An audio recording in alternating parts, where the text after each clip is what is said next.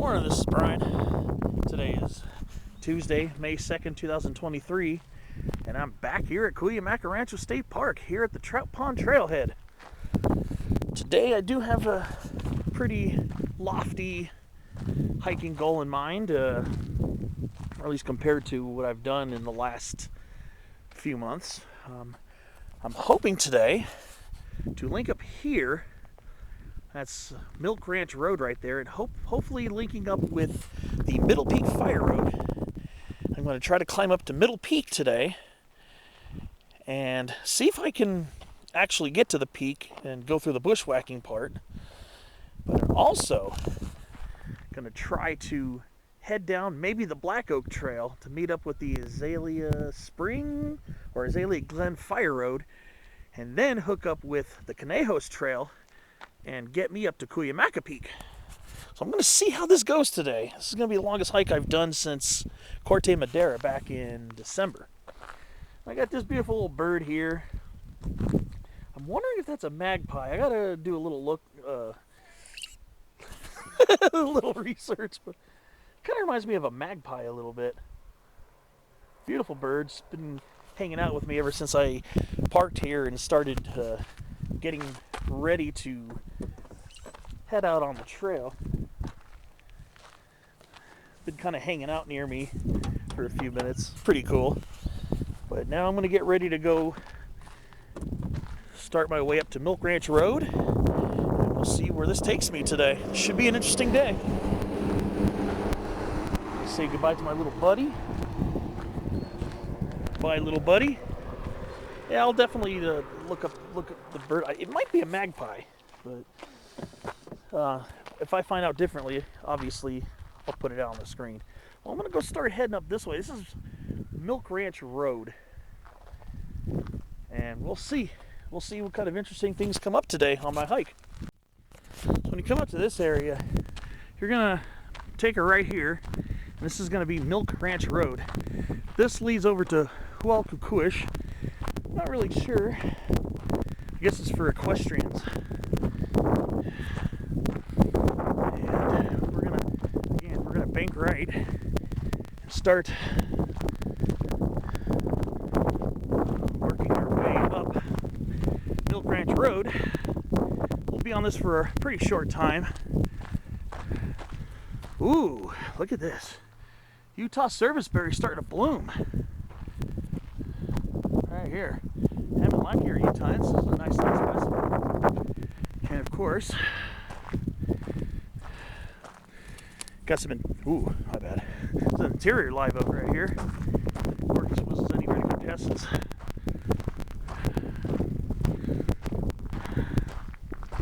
So I've hiked up this way before. Back in early 2016, I hiked up to near Middle Peak. Not exactly the summit of it. Didn't make it up to the summit because I couldn't find a cross-country route to get up there.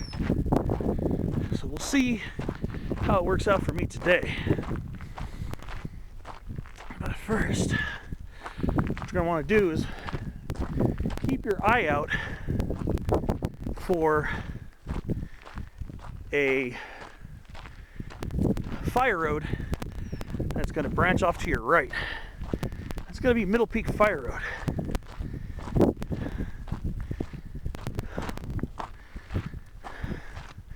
And that's how you're going to start climbing up towards Middle Peak.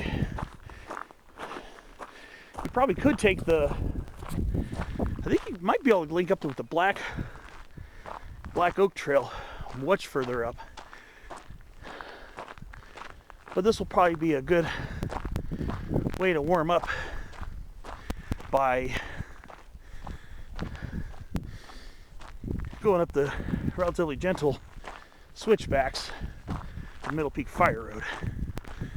So I'll see you when I'm over there at the junction.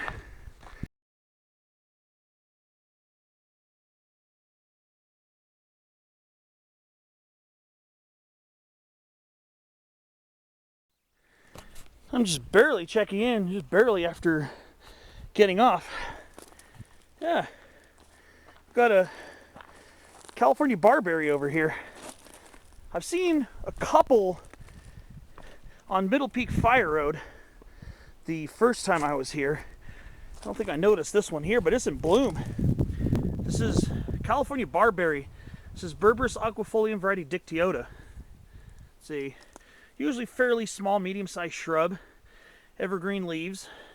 Beautiful yellow flowers in the spring. And today is May 2nd. So it's blooming right now. Beautiful shrub, and it'll have these berry-like fruit that'll turn dark purplish colored when they're ripened. So yeah, there is a small population in the area. Who knows, maybe it's larger than I thought. It'd be pretty cool. But okay, well, just had to point that out. There will be some pretty cool botanical diversity. And I'm going to be hiking the peak where where some of the largest trees used to grow here at Cuyamaca. Kind of near Middle Peak and Cuyamaca Peak, where there used to be some trees.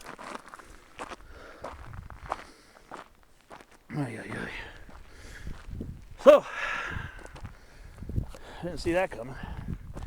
So we're almost there. We're going to branch off. Actually, what happens is Middle Peak Fire Road goes up and around, not summiting Middle Peak, obviously, but it goes up and around, and it kind of loops back on Milk Ranch Road, onto Milk Ranch Road, up that way. So,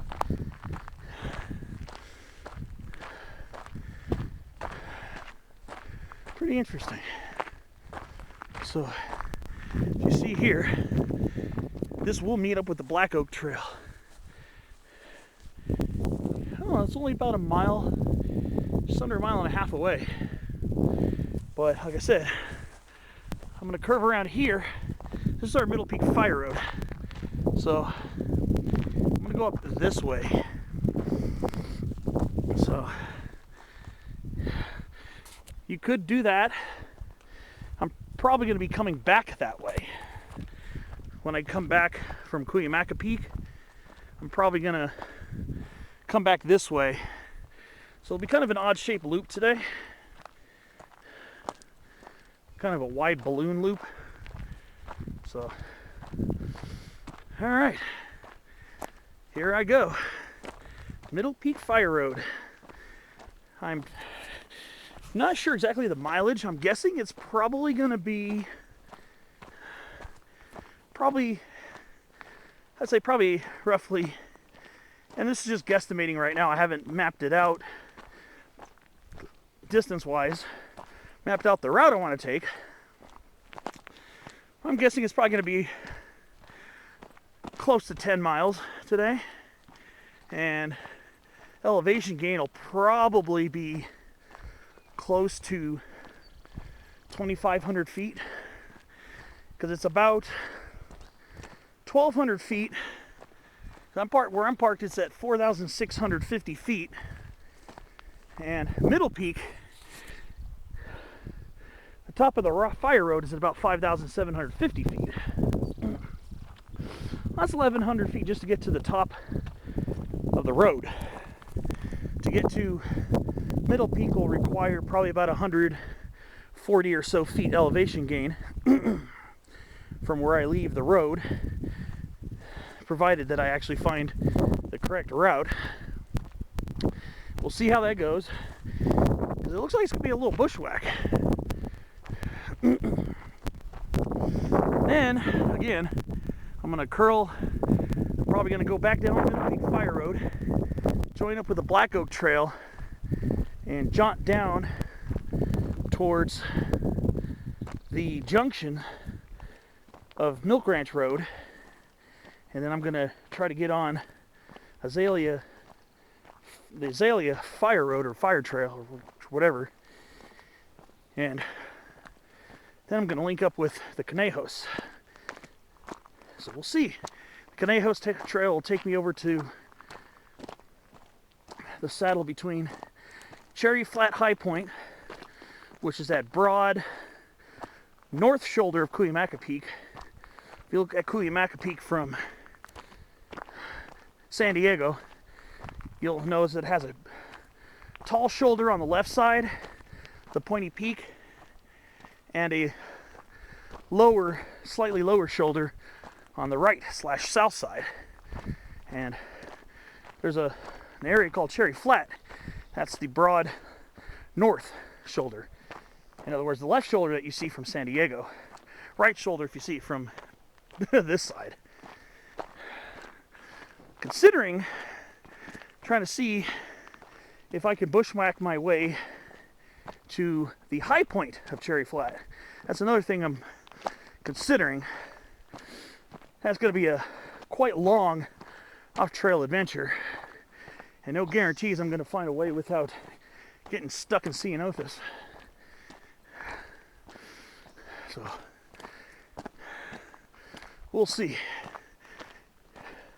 At the very least, should be able to summit Cuyamaca Peak. So I'll see how this goes today.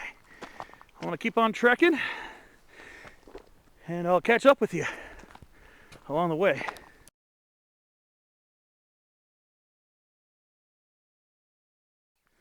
All right, we are next to a pretty nice canyon live oak that survived the 2003 Cedar Fire.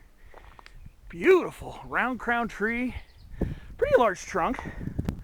Of course, if you've seen some of my other videos, like at Powell Mountain, you see they get much larger than this. But this is a pretty girthy single trunk canyon live oak. And a lot of times you'll see these trees being multi-trunked, but this is an absolutely beautiful canyon live oak. Very beautiful tree.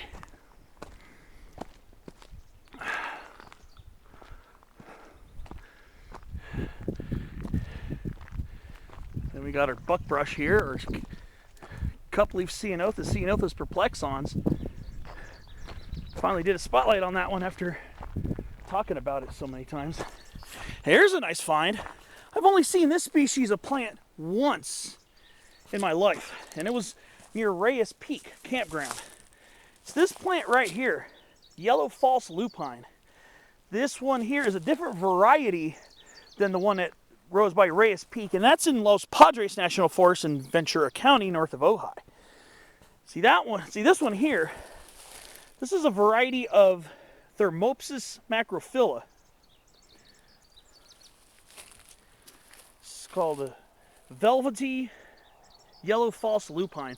Thermopsis macrophylla variety Semota. The one by Reyes Peak, if you ever driven up towards the campground, the Reyes Peak campground, you'll see populations of this, of different variety of this plant. And that one's Thermopsis macrophylla variety macrophylla. And the reason why it's called a false lupine is because even though the staged inflorescences, the flowers are in inflorescences that are very similar to lupines, they're not an actual true lupine, though they are related in the pea family of Fabaceae. So here we got Thermopsis macrophylla variety Semota, right here along Middle Peak Fire Road. The last time I was here, it was in late February, so those plants were dormant. So they're perennials. Their leaves and stems die back to the root system, and the root system survives and overwinters and sends up new leaves. And the time I went to Reyes Peak to see the regular variety, back then I wasn't sure what it was. Found out shortly after. And they were in bloom because it was around May 12th of 2018 when my friend and I hiked all the way to Reyes Peak and Haddock Mountain in Los Padres National Forest. That's when we saw the original variety. That one is an endemic. The one I just pointed out here along Middle Peak Fire Road, it's a regional endemic variant of the yellow false lupine. So pretty good find. Pretty rare variety that's basically endemic to this area, San Diego County. That's a very juicy find. what's going to be a very common, actually an outright extremely abundant find, is this guy here. This is Palmer Ceanothus. Ceanothus palmeri. It's getting ready to bloom. I did a spotlight in Mount Laguna on this last May 31st. So it's going to be blooming soon again. So keep an eye out for that spotlight video if you want to hear more about the Palmer Ceanothus. Palmer Ceanothus is probably locally the most abundant shrub, especially in the hardest hit areas by the Cedar Fire in 2003.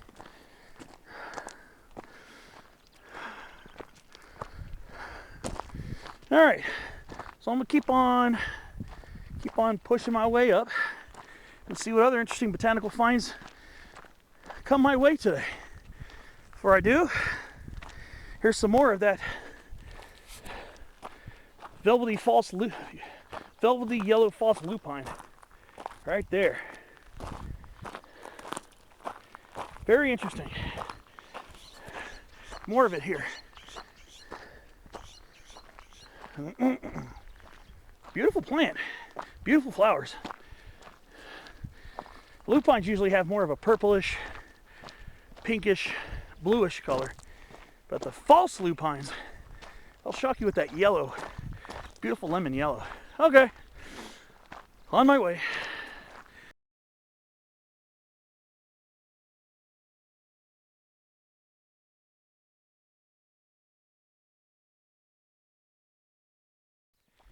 All right, so now coming across my first conifers on the hike. Of course, you see quite a few of them driving in here, but first conifers, some survivors from the Cedar Fire. Some pretty young incense cedars. Some Calosadrus decurrens over here. Hey, these trees survived the Cedar Fire, so at least we still got a few of them. I don't see a lot of saplings. I see a few. Some places, incense cedars go crazy. Have you ever been to places where especially when it's a little more mesic or a little damper, usually in heavier forests, sometimes you will see thousands of seedlings and saplings in an area. I've been to several places where incense cedar grows, and especially in the denser forested areas, sometimes these trees will form thickets upon thickets of saplings. So one thing we got to say about incense cedar, it's a very fertile tree. Now, I tried germinating incense cedar once, but I failed.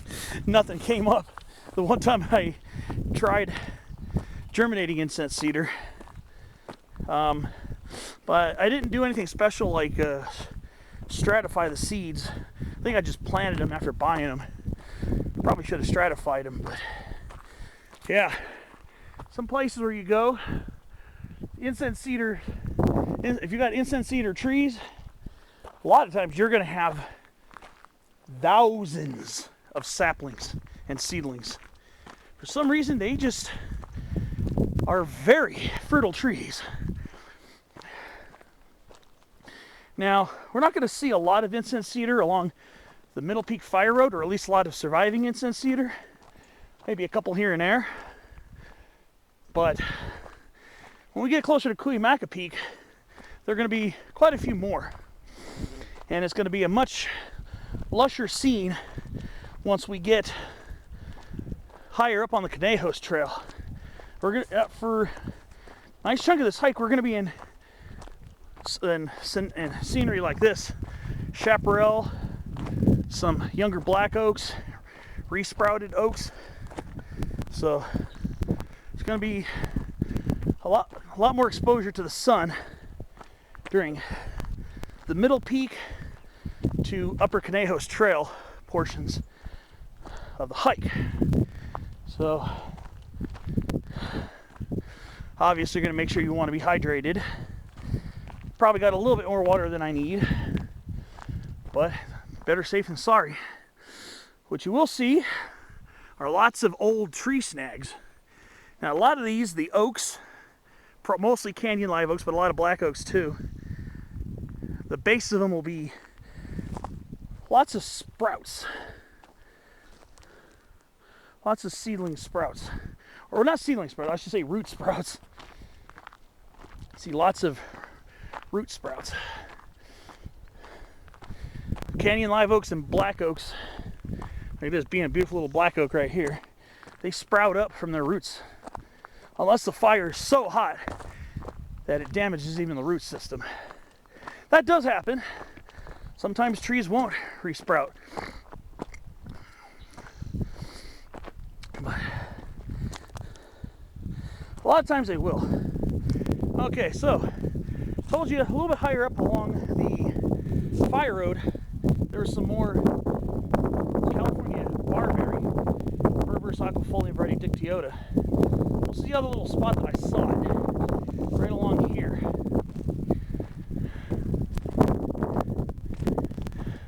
So there's a nice little population here. Maybe I missed more on the other side, but I remember seeing this one's a little tall. This is a little taller than me. This was probably about 5'9", 5'10". I'm about 5'7". It's a little taller than me. Beautiful yellow, small yellow flowers on this plant. And then they're ripened fruit. It's very beautiful too. It's like a purplish black color.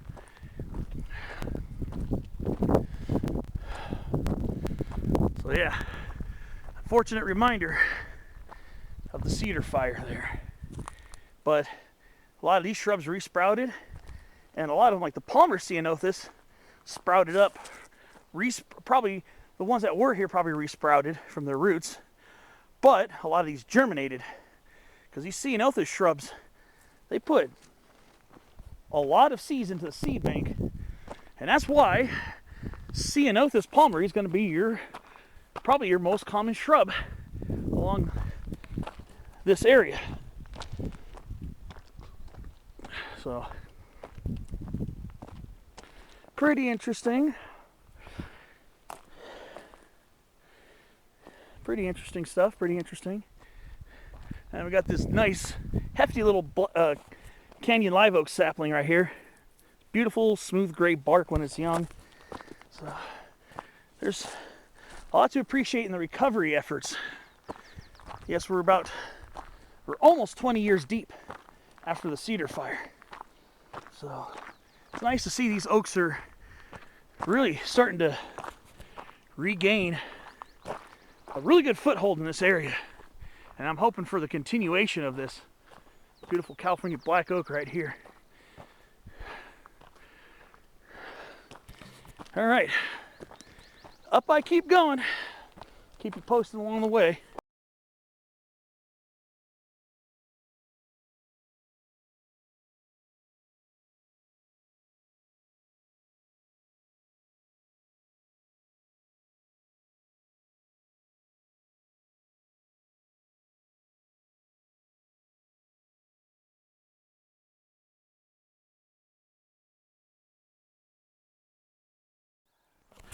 So I'm a little ways up. Here's a good old stone wall, 5,730 feet. That's a peak I've yet to climb. And then one thing, when I was here last time, driving around 79 to S1, because I was hiking in Cuyamaca last week, and then I also jumped over to the Mount Laguna area to shoot some video over there. Amazing how much water's in Cuyamaca Lake. It got almost all the way to 79 and S1. That's how far it expanded after this year's rains and snow melts here. Absolutely amazing. Absolutely amazing. It's nice to see. I'll tell you that very much. One thing I've noticed, after almost 20 years, look at how many snags are still standing. How many conifer snags are still standing after nearly 20 years. Amazing. Judging by the shape of a lot of these look like incense cedars. just by the branching structure. And then, yeah, the ones that have the branch that kind of arch down a little bit, those are most likely sugar pines.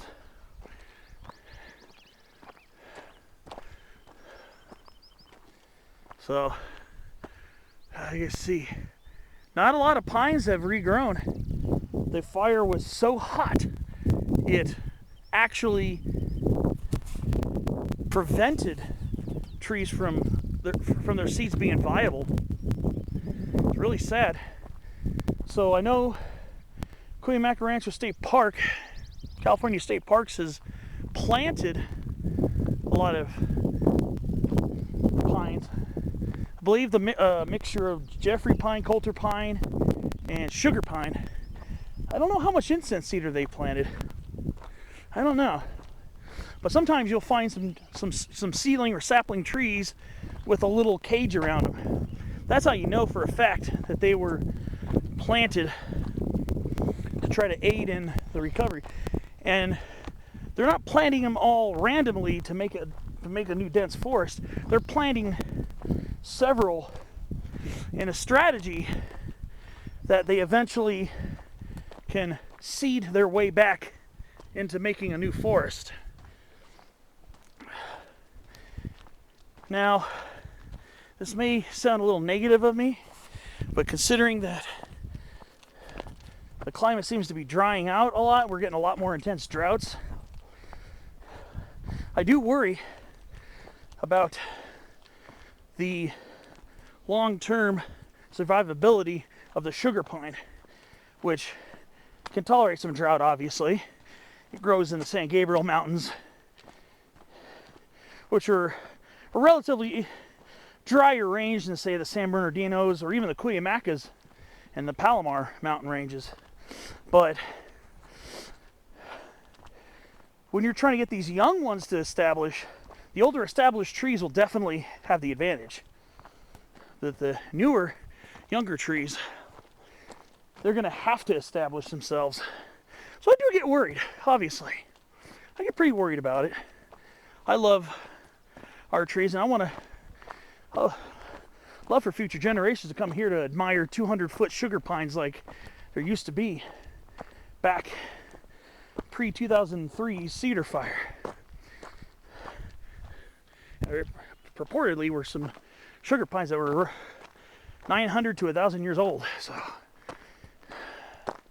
that's a long time. That's a pretty long-lived tree.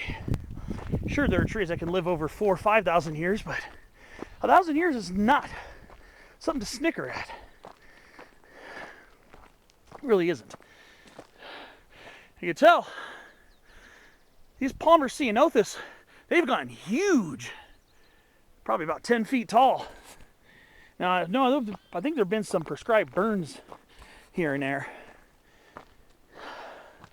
but yeah, some of these look like they're younger than 20 years old or 19 years old, but we'll see. We'll see what happens.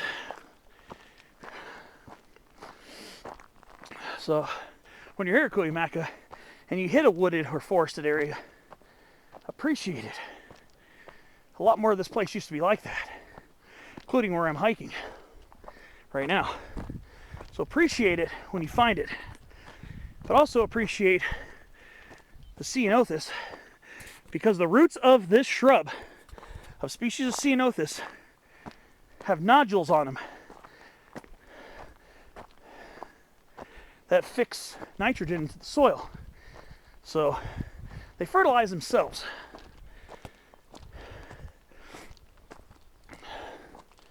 So ceanothus shrubs are nitrogen fixers. That's why I say don't cut down the ceanothus. It'll probably just resprout anyways, but, or at least a lot of species will. But allow the nitrogen to build up back in the soil so other plants can thrive. This one is close. This was probably a 20-year-old. Look how huge this Palmer ceanothus is. The trunks on them are the size of small trees. All right. Well, I'm going to keep on climbing. I'm going through the switchback zigzag mode right now. And I'll see you up the way.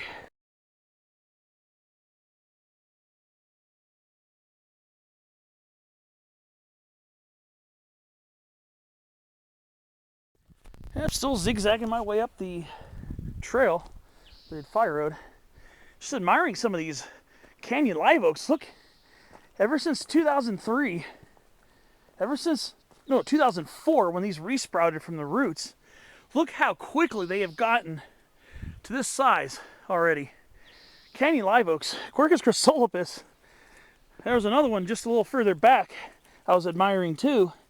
And it's just amazing how quickly these trees are growing. That's absolutely amazing. I wonder if that root right there was either that or a tall conifer. There was a large incense cedar that used to grow here.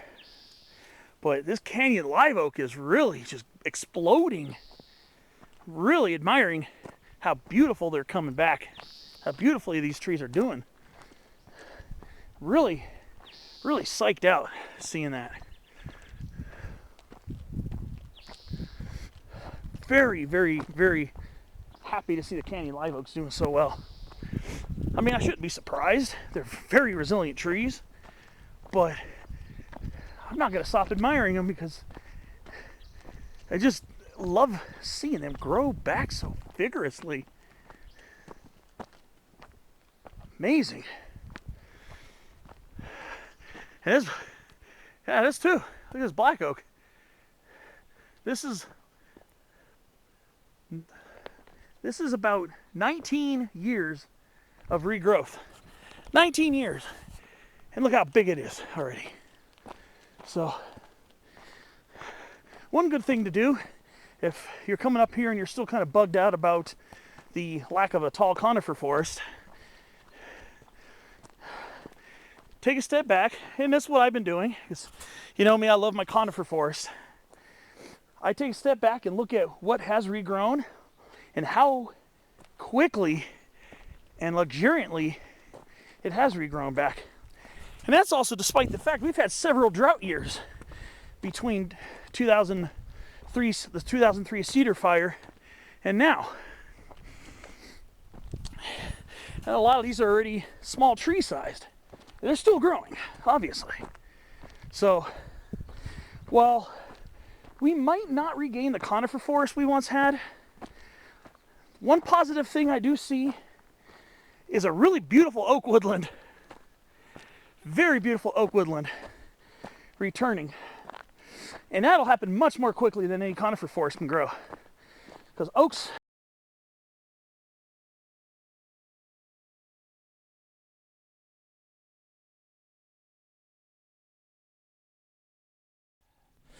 all right, so if any of you have been by the Cuyamaca area, but not recently, look at the extent of the Cuyamaca Reservoir. Again, it goes almost all the way out to where 79 and Sunrise Highway meet. And that, I think it's called Fletcher Island, is actually an island again. It's actually an island. I think that's what that's called. I think that's supposed to be called Fletcher Island. It's supposed to be a pretty cool little spot to chill and visit, from what I understand. And then, saw my first sapling incense cedar. Here's a nice little guy right here. There we go. This is what I like to see too. I love seeing my oaks regrow, but I also love seeing incense cedar. Calisators decurrens. A nice, very healthy, luscious sapling. So that's a very pleasing sight for me indeed. Now, if you look over towards the shoulder of Cuyamaca, it's probably hard to see because there's a cloud blowing over Cherry Flat right now, so you can't really see it too well. But that's where there is still some somewhat intact conifer forest. That I could tell the fire did burn through a chunk of that forest, but it didn't burn with the intensity it did here. That's why there's still a lot of live trees standing near the crest of Cuyamaca. But if we're talking about resprouting not even 20 years later, look at this canyon live oak. This thing is a small tree now. So, and look at that black oak. Look at that. So, like I was saying before in my last clip, let's admire how awesomely resilient these oak trees are in coming back with such vigor and ferocity. This is very, very satisfying. But we also have to thank the ceanothus because of what the ceanothus has done to restore the nitrogen in the soil through its roots. So let's take a moment to thank Ceanothus palmeri for doing its darndest best and restoring nutrients to the soil. All right, I'm going to keep on trucking along, and I'm going to start getting to the higher elevations of Middle Peak.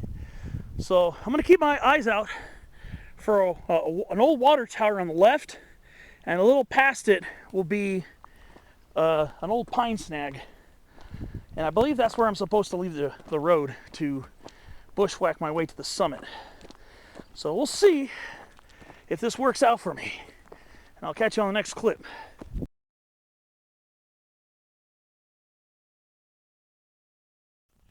All right, so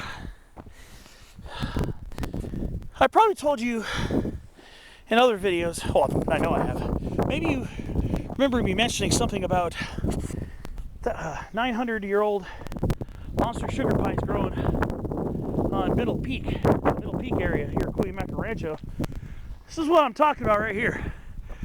This is a sugar pine, or what used to be a humongous sugar pine. And another one. This is what I was talking about. Look at the trunk on this tree. This is what we used to have here in San Diego County, an hour east of San Diego.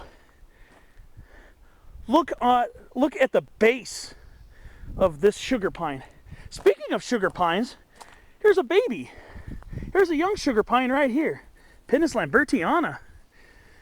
Doing very well, looking very beautiful. Wishing the best for its success. But this is what I was talking about. Look at the base on that. I have to move the camera side to side so you can see the base of the tree. That is what used to grow up here. And there's a little legacy right there. Well, I'm assuming that tree was probably planted, a little sugar pine.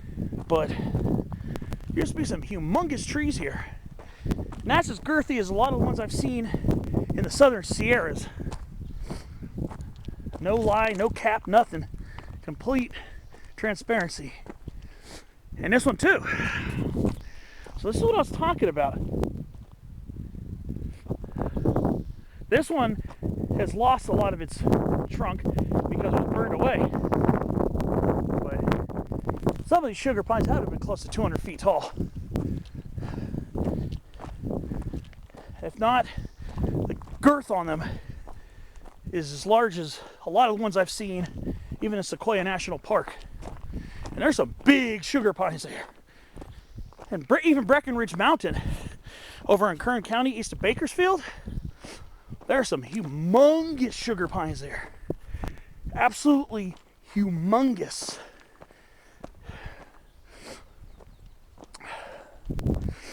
So, yeah, there's some very large trees here.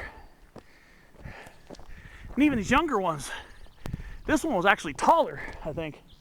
But yeah, that's what we used to have here at Cuyamaca Rancho State Park. So, pretty interesting. All right, enough yapping, some more walking, and I'll catch you at the next junction or next find.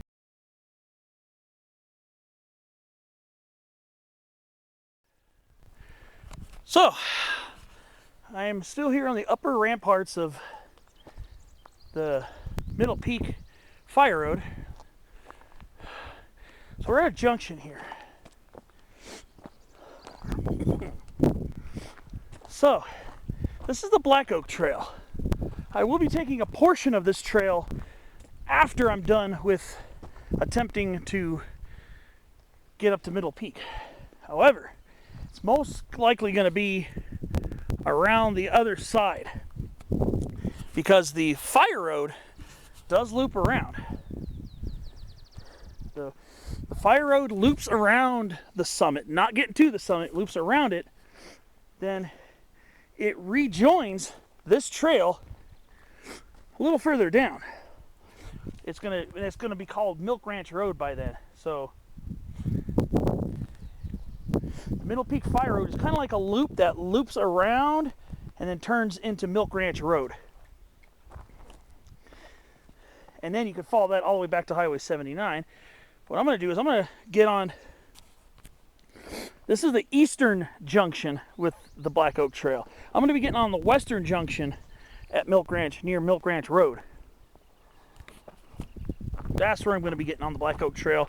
And I'm going to be heading that way, eventually running into, I think, was it Azalea Glen or Azalea Springs Road. I'm going to hike along that, and I'm going to branch off to the Conejos Trail. And that's the plan I'm making right now.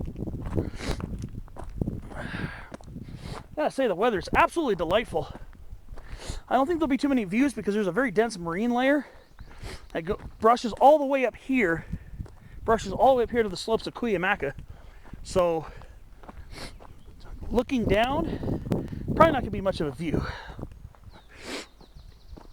You might even get scraped by some clouds along the Cuyamaca's northern shoulder, which again is called Cherry Flat. So what I am looking for again, and I think it's going to be a little bit after this curve, should curve around the left, hugging the side of Middle Peak. I'm going to be looking for a water tower and a pine tree snag. I mean, yeah, there are a bunch of pine tree snags here, but that's where I'm going to look for my cross-country portion of the hike. Now, the road itself has been a pretty easy hike, pretty gentle, nothing too steep or strenuous. There are a few steep spots, but I'd say nothing worse than the lower part of moderate. There are a couple, not really many level stretches, if that's what you're really looking for. There are a couple of small ones, but it's a very gentle incline. So, me being a little bit on the heavier side, I haven't really had any issue. I've done this before, but this was years ago. But I never got to the top of the peak itself, though. I didn't feel comfortable bushwhacking back then. That was before I started doing cross-country hiking. That was in 2016. So, I'll see you when I'm over by where I'm going to attempt to leave the trail.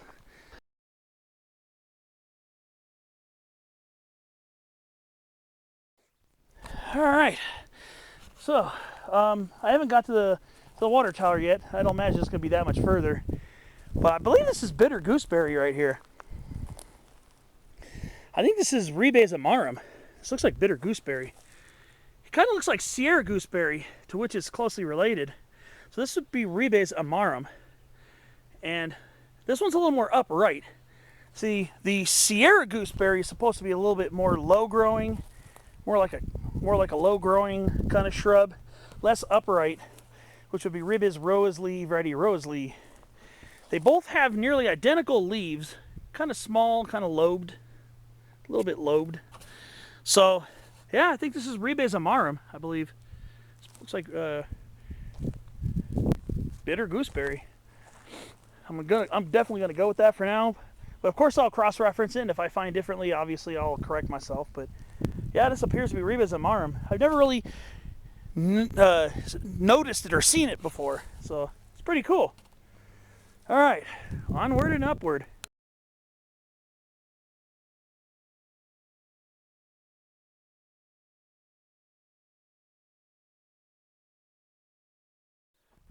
So I am pretty close to the summit of the trail, not the peak, obviously.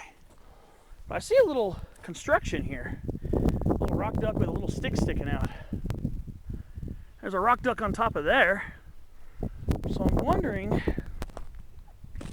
if this is where I'm going to want to leave the trail.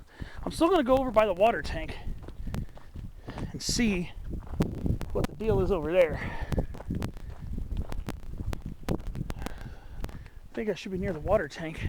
The water tank should be on this side, unless they took it out, which I doubt. No, I think I see it actually. So I'll see if there's another construction over there. Yeah, that looks like that might be where I might leave the trail actually, a little bit before the tank. Look at all the young pines. Pretty cool. So I'm believing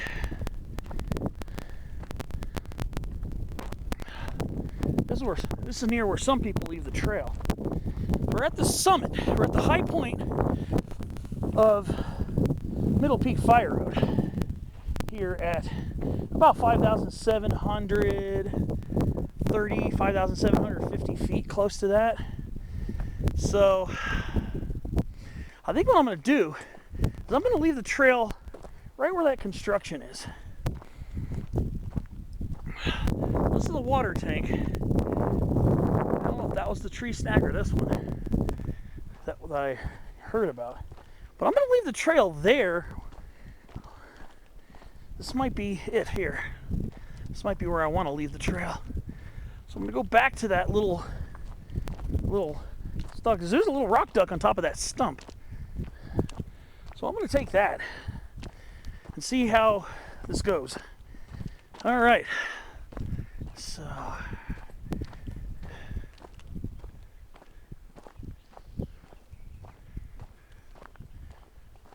let's see.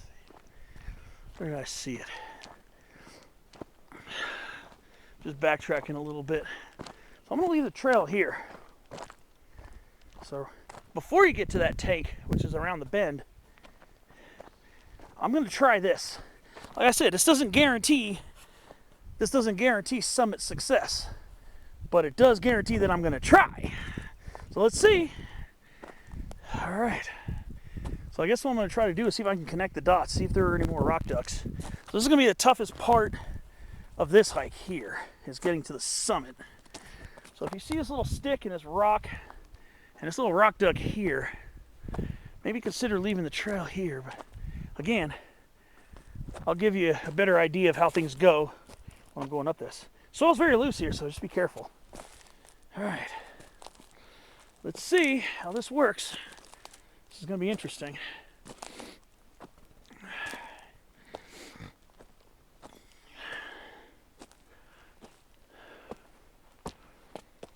This is going to be interesting for sure. I'll keep you posted, but I see another duck here. So I'm going to follow the ducks to get to Middle Peak. Or try to. All right. See you on the next clip.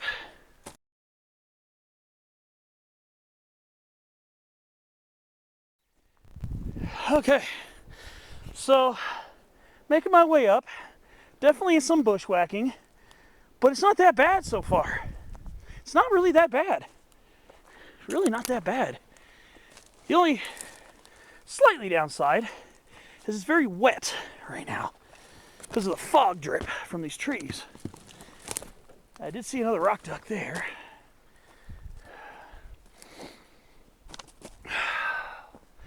So far, so good.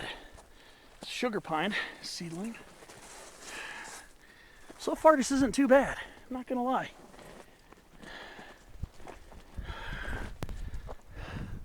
So far, so good. I think I still definitely have a way to go, but I'm just going to keep looking for those. So far, this is what I've had. These shrubs are not all spiny like a lot of other ceanothus. The only thing is, though, I am getting wet right now. Getting pretty damp.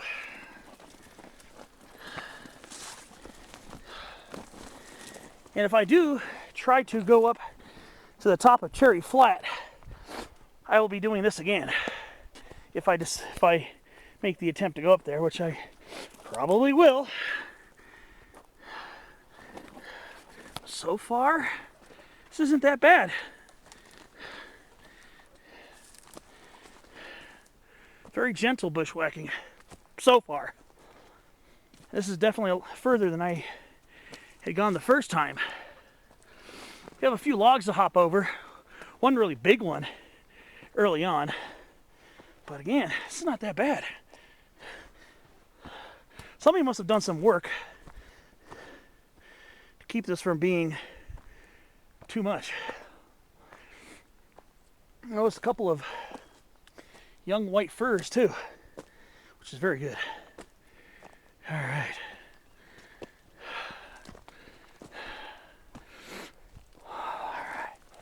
There's be a big tree right here. I'm not completely soaked, but I'm definitely a little damp. It's all right. It's keeping me cool. Not that it's hot out or anything. It's nice and cool out actually today. It's probably in the 40s right now. Okay. Which way do I want to go? Okay.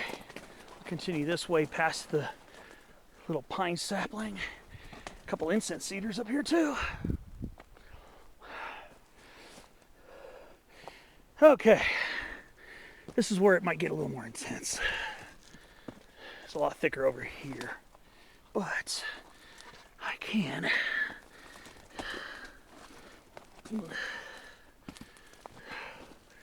Maybe I shouldn't be going this way. I think there was another way the other side. Now it's getting real thick over here. That's where the duck was. Okay. Oh boy. It's not impenetrable, that's for sure. But it's definitely getting a lot thicker over here. Oh boy. I think there was a way on the left side that might have been better than this. So I might have made this a little harder than I needed it to be. Harder than I needed it. Okay. Yeah, I probably should have gone up the other side. Alright. Well, we'll catch you on the next clip. I gotta pay attention. Where the heck I'm going?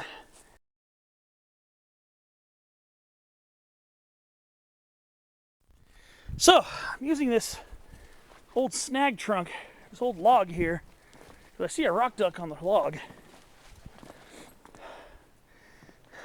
Because I was going to try going this way at the base of the log, and that was not happening. Not in the least bit.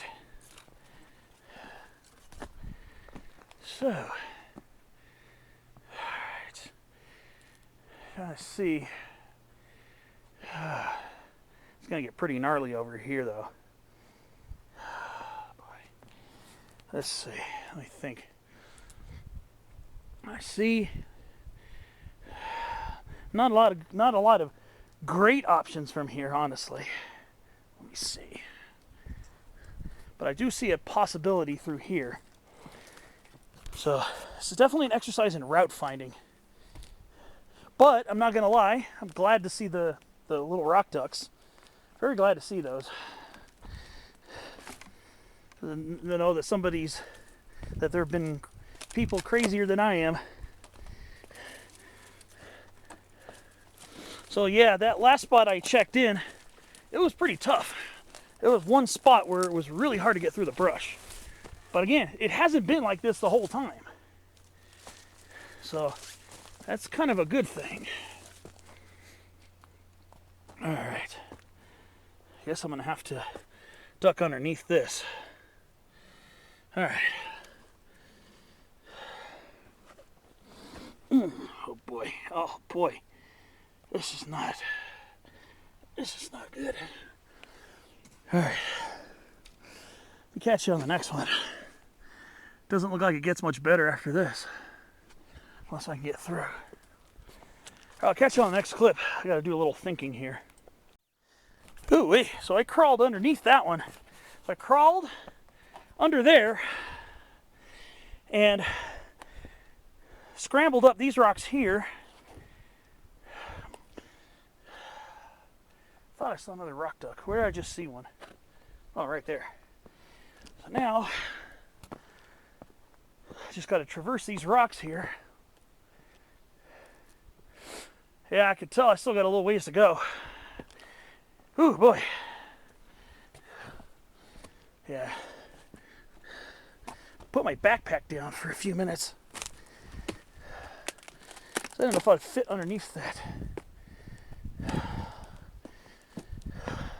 log with a backpack on there. So I'll have to retrieve it on the way back. Oh boy. There's another rock duck here. A lot of low bridges today, I'll tell you.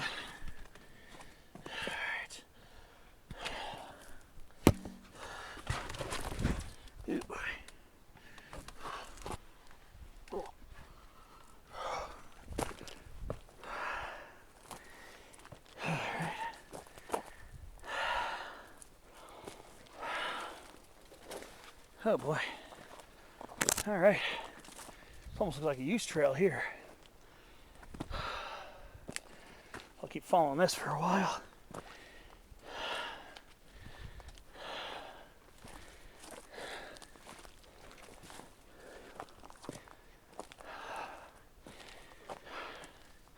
It's pretty cool. There's actually a use trail here. For now. All right, now it's gonna end up curving around here, I guess. Oh boy. All right. This is going to require me to focus a little bit, so I'm going to close this up for now.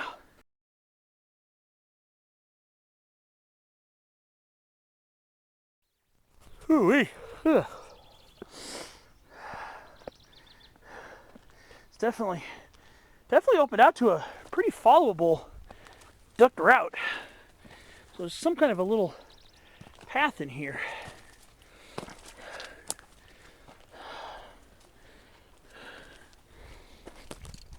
Alright, I gotta find a way to get over this obstacle here. I'm not that tall. I think I'm getting close to it. I hope I am. This has actually gone on for quite a while. Even longer than I anticipated. I mean, I should have figured it would be, because it looked pretty far away from the trails. So I'm gonna have to find a way to get over this. But we'll see. Hopefully it's not much further. I'd like to get up to the top of this. All right, here I am, Middle Peak, Cuyamaca Rancho State Park. 5,883 feet. Wow, all right, I made it. Kind of proud of myself on this one because this is kind of a long off-trail excursion. There's your register. I'm not gonna be able to show you any views. Can't really see anything over these beautiful shrubs. So the shrubs are the view. I ain't complaining, I'm here at Middle Peak. I finally made it here. So this is the second time I've hiked and attempted it, and this time I found the route.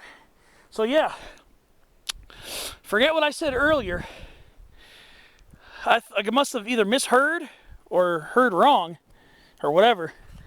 You're gonna want to leave the trail, leave the fire road where you see that stick sticking up out of the ground with a rock or two around it to keep it straight, and then you'll see a rock duck a few feet up ahead. So it is fairly well ducked up here. Once you get past that portion, where you get past that log portion, it's actually pretty easy to follow to get up here. It's just you're in pretty tall brush, so you will have to dodge some branches. But thankfully, Ceanothus palmeri, the type of shrub you're going to be bushwhacking through, is not like other Ceanothus, like Ceanothus leucodermis, where they got spiny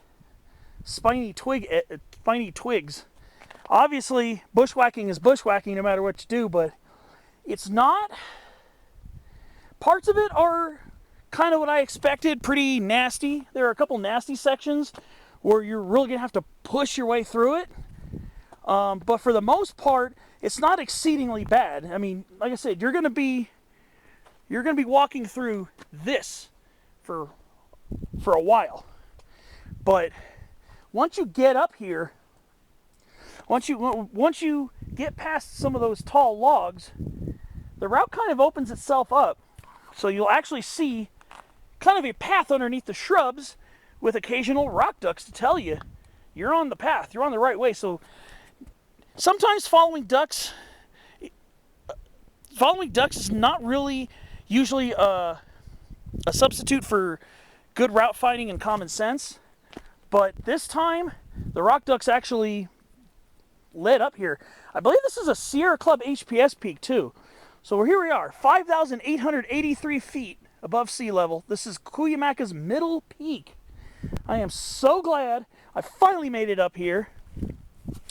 Now, if this is any indication of what I've experienced here, if I try to access Cherry Flat,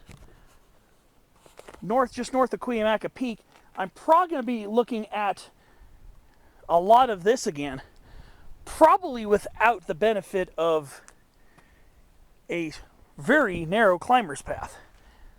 So it'll be complete route finding, because Cherry Flat shows up on the topo map, and that's, again, the north shoulder of Cuyamaca Peak. From San Diego, it's the shoulder on the left. Obviously, behind Cuyamaca Peak in inland, it's on the right. And it's the higher of the two shoulders. So that area there, the high point at Cherry Flat, is just under 6,300 feet. It's like about 6,280, 6,290 feet. It has a small 6,280 foot contour ring around the highest point. So I am still thinking about making a run at that. But now what I need to do is go back, go to retrieve my backpack. Hopefully I do a good job of following my way back. I'm pretty sure I'll be able to, because after I dropped the backpack, it was fairly evident the route to get here. So the route back should be pretty evident. So if I run into a complete wall of shrubs, then I know I need to back up and reroute. So here it is, beautiful middle peak. Yes, you don't get to see the big views. And obviously you wouldn't be able to much anyways because of the really thick marine layer that's cresting over middle peak right now. But it's nice to get to another peak here in Cuyamaca Rancho State Park. So again, this is middle peak at 5,883 feet. I'm gonna go take my obligatory summit selfie and a couple of pictures and start getting ready to head back. I'm not gonna spend a lot of time here. I know I'm gonna be probably spending quite a bit of time trying to get to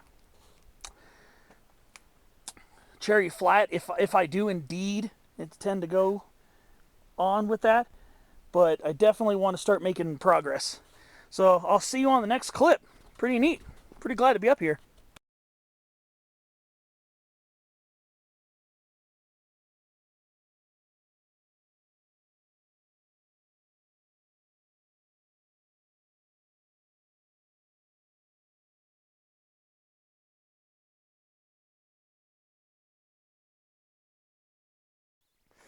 All right, so I got my backpack back.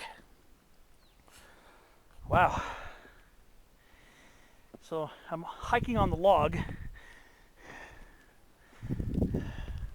which I'm gonna hike to here. Then I'm gonna get off and keep working my way back.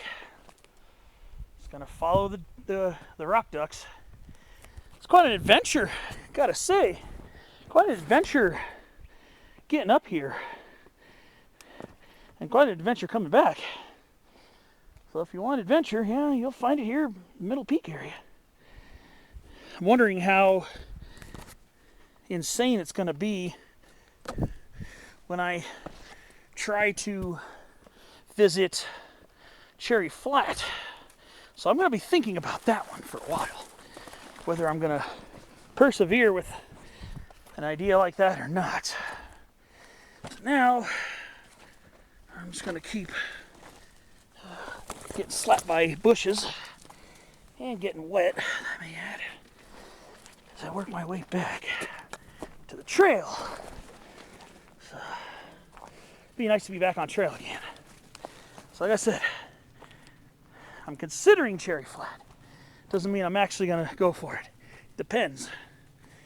But this off-trail section is really nice and wild. If you like cross-country hiking, here you go. Some of it right here. Completely off trail.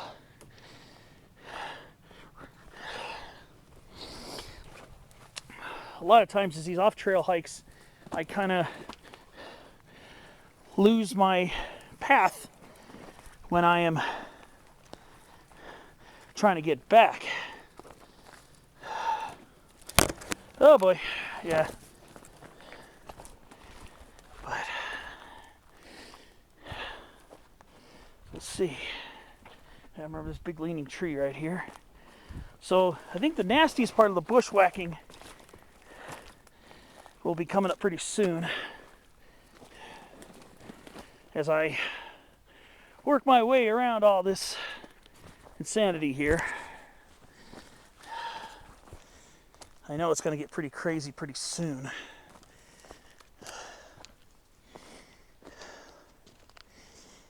Alright.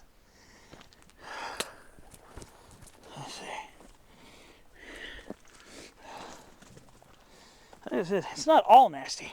A lot of it's like this actually. Sometimes a little bit narrower, but it's not really hard to follow. It's just making sure that you pay attention on the way up, so when you go down, you can look for familiar things. Because sometimes you can get off base pretty quickly, pretty easily. Oh. One thing is you do it after fog or rain, you're going to get pretty damp. I'm a little damp right now. I'm going to wait till I get to Middle Peak Fire Road, and that's where I am going to take a break. I'm just going to keep following these piles of rocks. They've done a pretty good job keeping me on track, I have to admit. There might be other ways to do this too, but yeah. Pretty neat though. So while a lot of my hikes on a road or on an actual trail, there's a nice chunk of it where I'm off trail. And this is it. Middle Peak. So I'm just going to keep trying to follow the ducks back. Alright, see you on the next clip. So, I'm just about back at the road. I saw the water tank. Water tank is just on this shrub. So I'm actually coming out closer to the water tank this time. Kind of interesting. So it's not just one way to get here.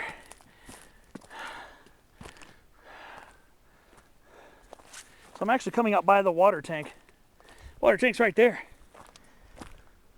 And rock ducks led me over here too, so you can leave the trail here by the rock, by this. You'll have a few extra logs to hop over, but not too bad. A little less bushwhacking actually coming out of this, so pretty pleased. Alright, I'm gonna go sit down and take a break and get something to drink, get my hydration up to par before I start moving on. Alright, so there we are. That's where I came back, right through there. So I left the trail somewhere over there. So it was actually a little bit easier coming back here near that. A little bit less. I didn't get caught in as much. I didn't get caught in that one spot of really intense bushwhacking that was really short but very intense. Okay, well, time to get something to drink, and I'm going to start looping around Middle Peak to get to the Black Oak Trail on the other side.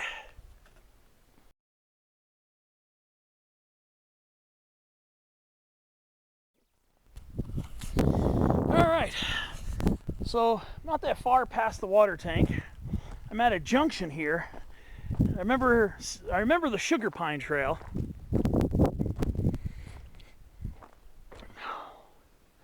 So we're on Middle Peak Fire Road as it's starting to curve on,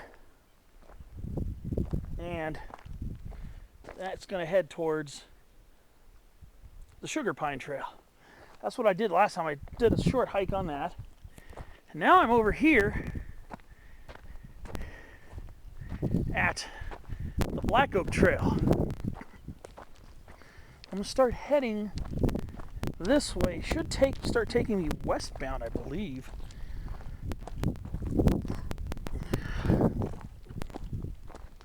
Supposed to take me to Milk Ranch Road. So once we get to this gate, we're going to follow it going straight. So I'm kind of heading in a westish direction. I think it said 1.6 miles to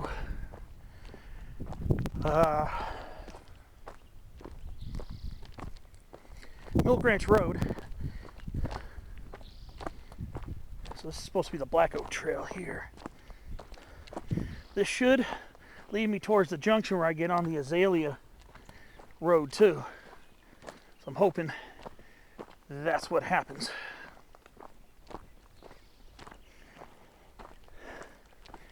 This is where we're going to start curving around Middle Peak a little bit more.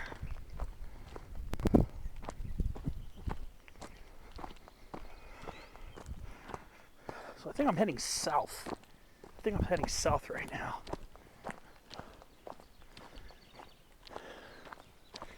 That was a pretty cool adventure. Really, look at these beautiful black oaks. Just starting to leaf out. It's early May. But look at, ever since the Cedar Fire came a-roaring through here, just look at how large these oaks have gotten in the last 19 years. So it looks like we're gonna have a lot of logs over here too. But a lot of the logs have been cut. So you just walk between the logs, you should be fine.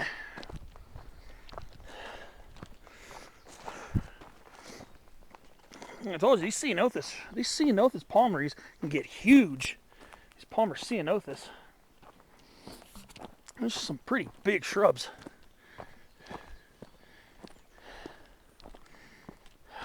So I only got minimally scraped, which is pretty good. Well, it was more than I thought it was. It didn't really hurt too much bushwhacking through there. I just didn't realize there was that much of a scrape on that side.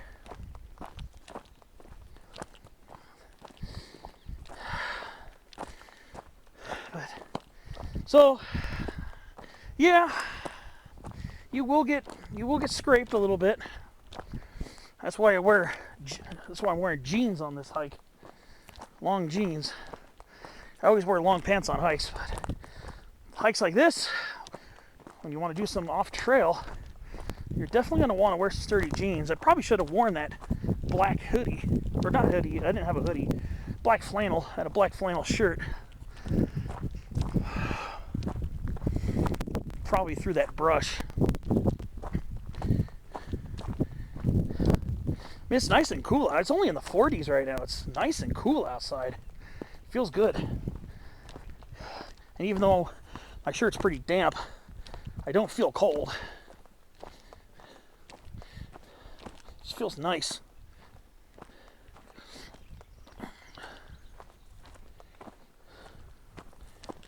So So here we go. Yeah, look how large these ceanothus palmaries get. Very large Palmer ceanothus. Absolutely humongous. And a lot of chaparral shrubs take many decades to get that large. Many decades to get as large as that. Another big sugar, used to be a pretty big sugar pine. You can see a log of a humongous monster one here too.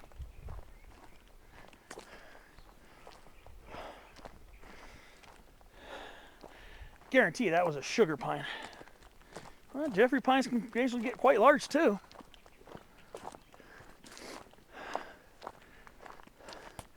A lot of young pines doing well here.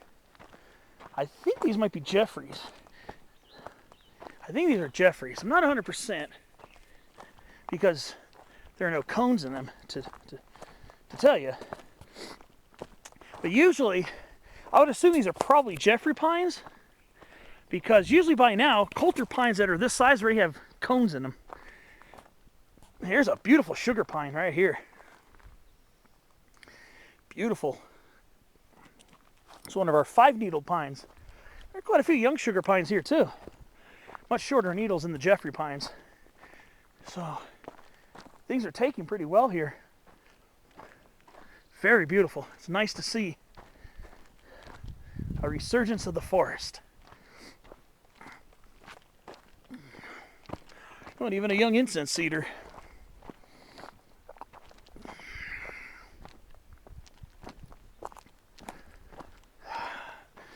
Yep, this is the Black Oak Trail.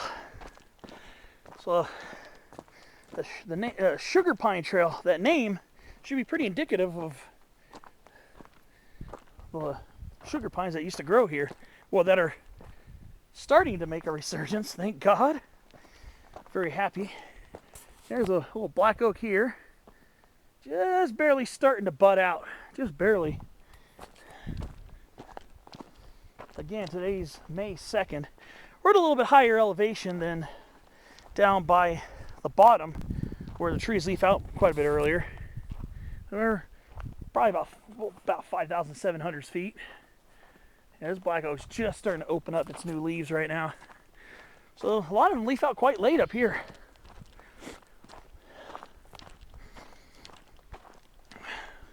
But it's nice to see the black oaks doing well too. I wonder why they call this the Black Oak Trail. And we have a little white fir over here. Okay. I've seen a couple of them today. A couple of young white firs. So very happy to see that. White firs aren't extremely common here in San Diego County. You'll find quite a few of them by Cuyamaca Peak. So we'll be seeing more of them up there once I head up on the Conejos Trail and end up on the Fire Lookout. The Lookout Fire Road is the name of the last little stretch of trail I'm going to be using to get to the top of Cuyamaca Peak. But nice. We've got some nice little black oaks that are starting to really grow. Yeah, I'm wondering if these are Jeffrey or Coulter pines. Still wondering. Like I said, I've seen lots of Coulter pines that are that size that already have cones on them. Smaller than their monstrous adult cones on the adult tree. Well, cones on the adult trees. But Coulter pines start bearing their first cones at a pretty young age. Jeffrey pine used to be a codominant, one of the main trees in this area, besides sugar pine, and I bet you white fir was probably more common too over here. Again, by Cuyamaca, you'll be seeing a lot more white fir, a lot more sugar pine, and you'll be seeing more adult incense cedars.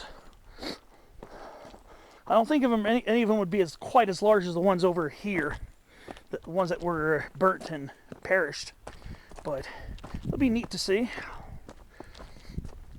So yes, we are heading downhill now. We're going to be heading down to about 5,200 feet when we junction with the roads. And then we're going to go west on, I think, again, Azalea something. And we're going to branch off and go west on the Conejos Trail. And that's going to take you up to the Cherry Flat area. It won't take you to the high point, obviously. But that's gonna, if I make an attempt at it, it's going to be a complete bushwhack. I mean, I think I have a few strategies that might help me push my way at least part of the way there. Like when I'm on the Conejos Trail, I'm going to be passing lots of this kind of scenery for a while. And then when I get to the first set of relatively adult trees, then I'm going to likely be branching off on a, look like there's a relatively grassy flat area where I can start looking around. I'm going to branch right, and then another section I'm going to branch right again. So I think I'll be slightly south of, I'll be southeast of Cherry Flat when I leave the Conejos Trail. If I decide that I really want to make an attempt at it, which chances are I'll probably make some sort of an attempt, but since it's not really a peak bagger peak, they call it peak bagger peak, it's not really not a very well known place. For most people, it's just a section of Cuyamaca, the mountain of Cuyamaca on a map. It'll be probably rarely visited except for by really crazy cross-country hikers like me. Like I said, if I go for it. So we'll see. For now, I'll just enjoy this very gentle descent on the Black Oak Trail and making my way over towards Milk Ranch Road again. See you on the next clip.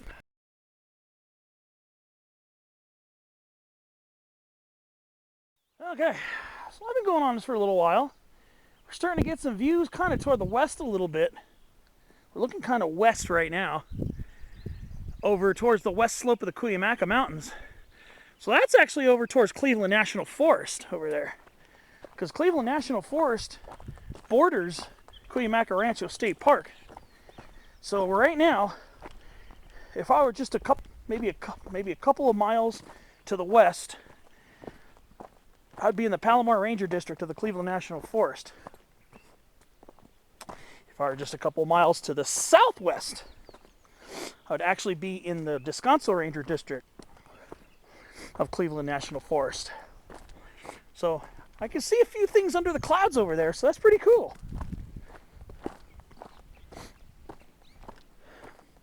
Used to be pretty well forested here. The snags are a lot closer to each other here. So just want to point that out as I am starting to head kind of to the, I want to say southwest right now. Eventually I'm going to be curving south and should be meeting up with Milk Ranch Road, and then I should be near the junction of the trails and roads over there. So we'll see. Catch you on the next one.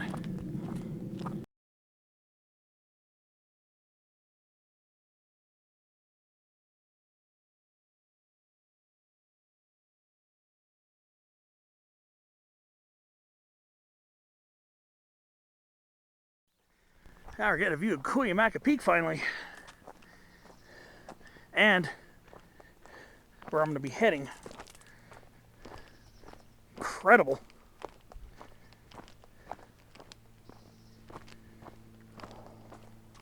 Absolutely incredible.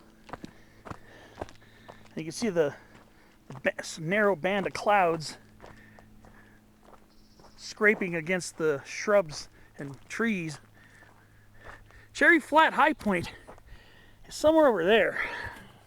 That's where the Cherry Flat area is a little bit broader, but it's not really super flat.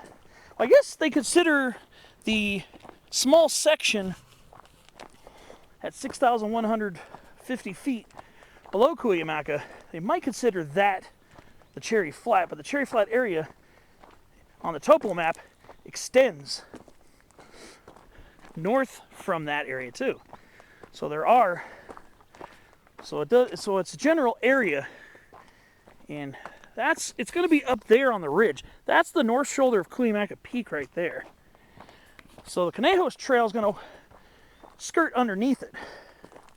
So that's when I'm going to have to start getting into decision time, what I'm going to do, if I'm going to commit myself to at least starting to hike the Cherry Flat high point, or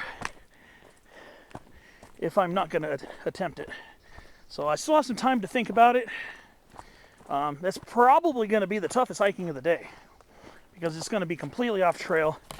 Not going to have a duck route to get me there. Like I said, it's not even registered on peakbagger.com. It's on the topo maps, and you can see it on the topo maps on Peakbagger, but there's no Peakbagger page for Cherry Flat.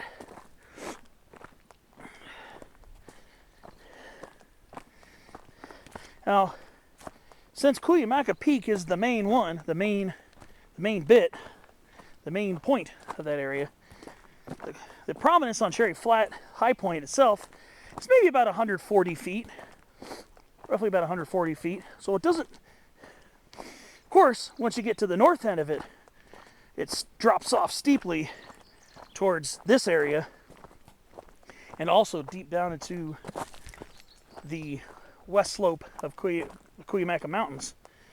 But the shallow point of prominence, the 140 feet, is actually at that dip right next to where you start climbing up to the top of Cuyamaca, just north of the peak, where there's a little place on the side of Lookout Fire Road to stop and sit on a bench. There's a bench up there at that 6,150 foot portion of Cherry Flat, immediately north of the peak. And there's a really cool little bench to sit on. So we'll see that on the way up. So basically, I'm going to be heading up the Conejos Trail, and then when I'm on the Conejos Trail, that's when I'm going to have to make my game time decision whether I'm going to go for it or not. But yeah, there's the actual summit of Cuyamaca right there, the pointy part. And the bench is just underneath that north-facing cliff, which is pretty rugged and pretty cool looking. If you've hiked Lookout Fire Road from Paso Picacho Campground, which is generally I'd say probably the shortest and easiest way to get to Cuyamaca. Not necessarily easy because it's a steep fire road. You'll still get to see that same view. You'll get to that bench, because the Conejos Trail will meet up with the Lookout Fire Road, and that's where the Conejos Trail will actually end. So the Conejos Trail is supposed to be pretty steep from what I hear, so we'll see how that goes. This is a very gentle downhill, so I'm not exerting a lot of energy. So far so good. I'll catch you on the next clip. Should be getting close to the junction soon.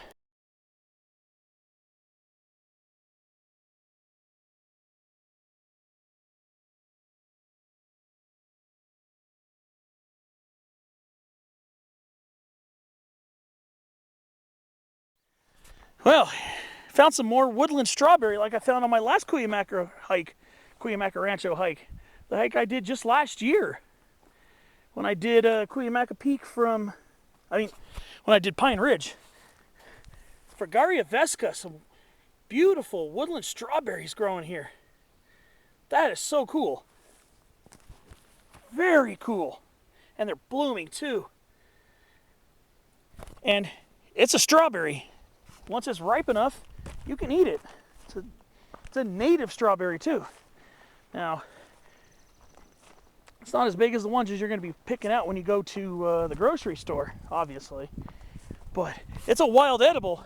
It's definitely something really cool to see. Really cool to see. And then we got some pines here.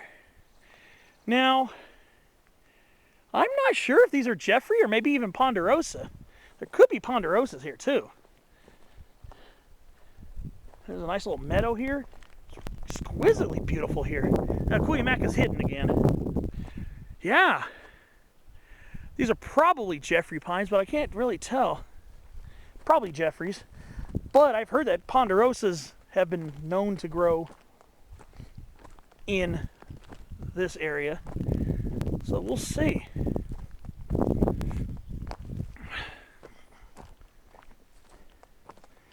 I'm going to be coming out. Should be coming out pretty soon. All right, I got to do some log hopping. But yeah. They kind of look like Ponderosas a little bit. Those ones over there look more like Jeffrey pines, but I don't know. I'm not too sure about that. I think Ponderosa has been vouched to grow here at Cuyamaca. So they're branching and their darker green needles kind of look more Ponderosa-like. So we could be looking at, it could be Pacific Ponderosas. I'm not going to leave the trail to go over there. I'm going to be possibly doing that a lot more in probably about a half an hour, an hour or so, or something like that. But that's pretty cool. Yeah, that kind of looks more like a Ponderosa than a Jeffrey pine. Just the tighter, neater crown and slightly darker color foliage. That could be a Pacific Ponderosa pine. All right, well, onward and, well, downward until I get to the next junction. Catch you on the next clip. Well, I think I have my confirmation as whether these are Ponderosas or Jeffreys. These are Ponderosas. This is a Pacific Ponderosa pine right here. This is Pinus ponderosa subspecies benthamiana, sometimes also known as Pinus ponderosa variety pacifica. How I can kind of tell the darker green foliage, it's a little darker than Jeffrey pine. The cones are a little bit smaller. The prickles do stick out, but when I've read Tom Chester's, he's a prominent botanist here in Southern California, he says that the prickle sticking out is not always an indicator whether it's a Ponderosa or Jeffrey, whether it's a Ponderosa or Jeffrey pine.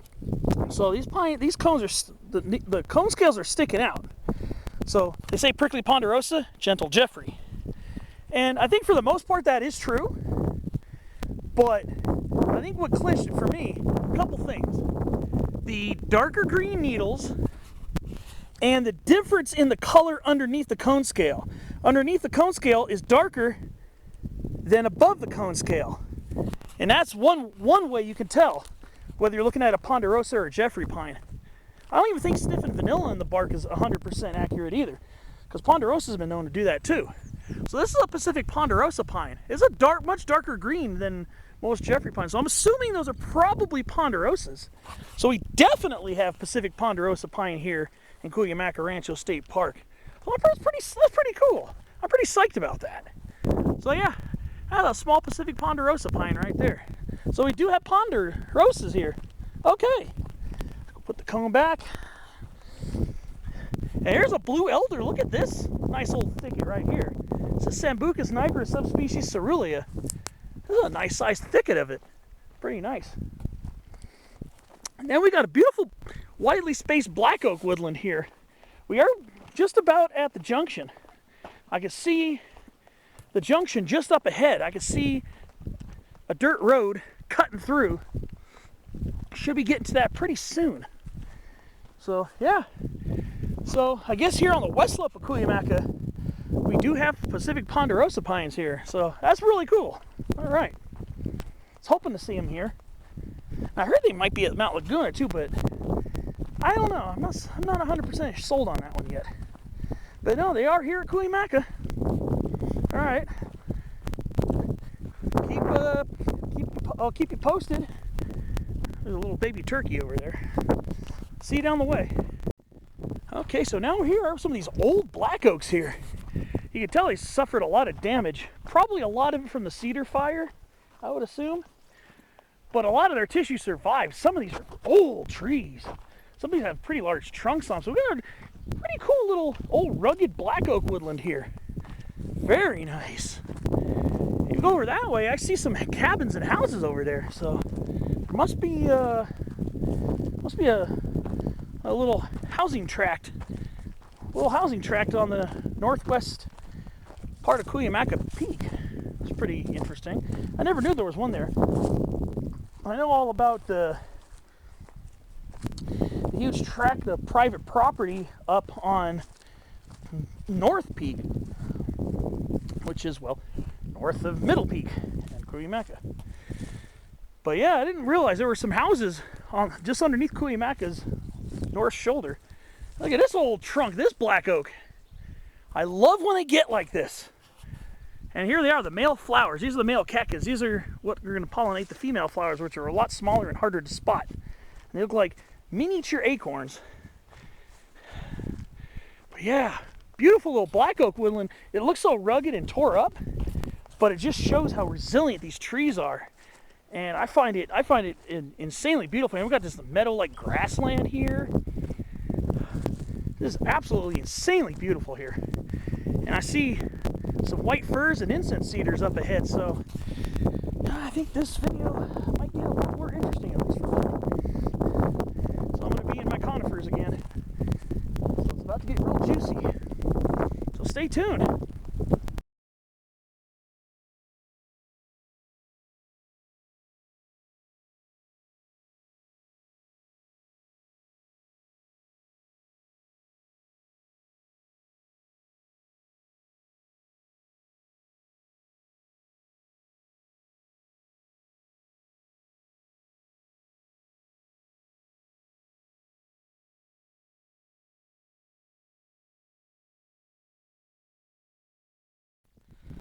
All right, so I'm just about to reach the junction right now. It's amazing. Amazing, some of these really gnarled old oaks. This is just such a sight. This is a beautiful junction right here.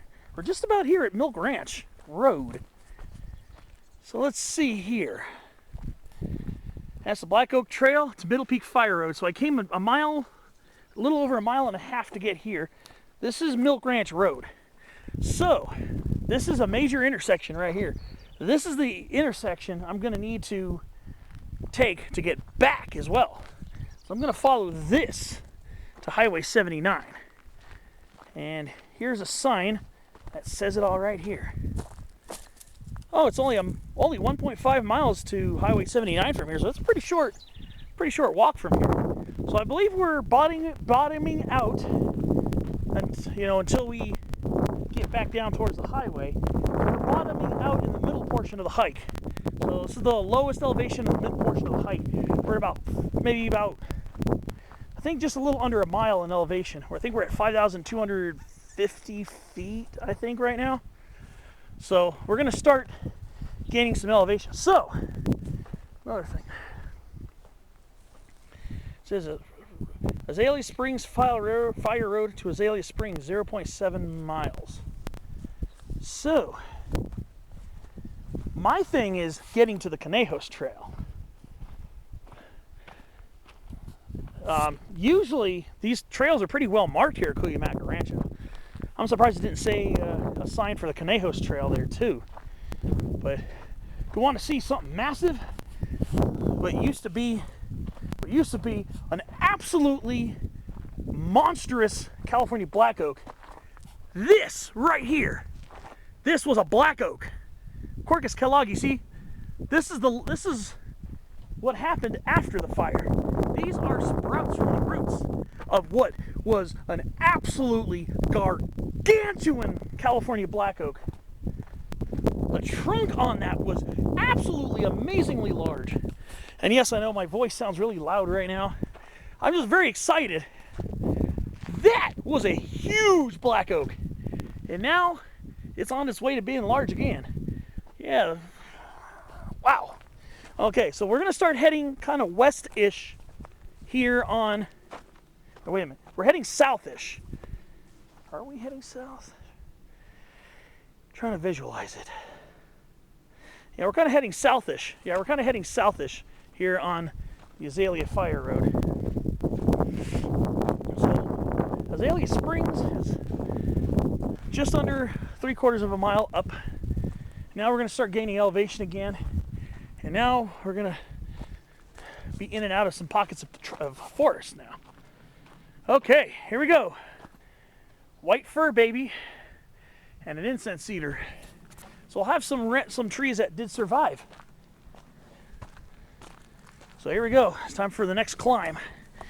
And it's going to be about, if I just go to Cuyamaca Peak, it's going to be close to 1,300 feet of climbing from here. So let's see how this works out. Should be interesting. Catch you on the next clip.